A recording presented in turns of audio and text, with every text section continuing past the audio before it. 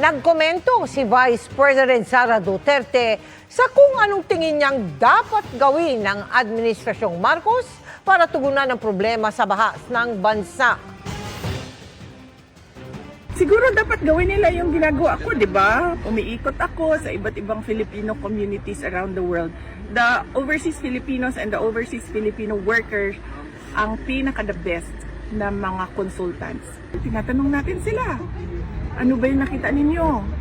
Ano ba yung pangarap natin para sa ating bayan? Ano ba yung doable doon sa ating bayan na best practices?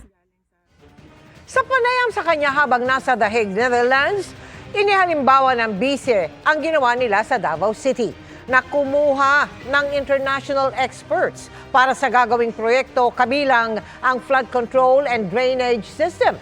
Sabi pa ni Duterte, matagal na niyang binanggit ang proyekto pero wala umanong interes ang gobyerno na pondohan ito.